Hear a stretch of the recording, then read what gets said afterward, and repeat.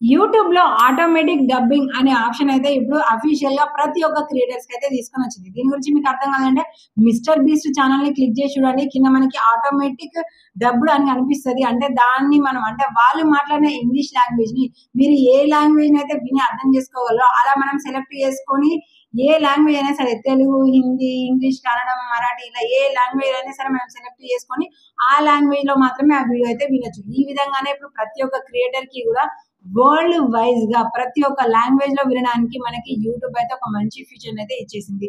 So ఇది మనకి వచ్చిందా రాలేదా దీన్ని ఎలా సెట్టింగ్ చేసుకోవాలి అనేది మీకు క్లారిటీగా తెలియాలి అంటే మీరు గూగుల్ క్రోమ్ లో మీ యూట్యూబ్ ఛానల్ ని ఓపెన్ చేసి కింద సెట్టింగ్స్ అనే ఆప్షన్ క్లిక్ చేయండి. దాని తర్వాత అప్లోడ్ డిఫాల్ట్ అనే ఆప్షన్ ని సెలెక్ట్ చేసుకొని తర్వాత మళ్ళీ యాడ్ అడ్వాన్స్డ్ సెట్టింగ్స్ అనేది క్లిక్ చేసుకోండి. అక్కడ మనకు ఆడియో ట్రాక్ అనేది మనకి ఆప్షన్స్ అయితే ఇచ్చింది. కాకపోతే ఇందులో మనకి లిమిటెడ్ లాంగ్వేజెస్ కేవలం 8 మాత్రమే ఇచ్చింది. అన్ఫార్చునేట్లీ మనకు తెలుగు అనేది ఇంకా అందులో యాడ్ కాలేదు. ఇది ఎక్స్పెరిమెంట్ పరంగా మాత్రమే ఉంది కాబట్టి 8 లాంగ్వేజెస్ అయితే మాత్రం సూపర్ సక్సెస్ అనేది తర్వాత మన తెలుగులో కూడా వస్తే కావచ్చు.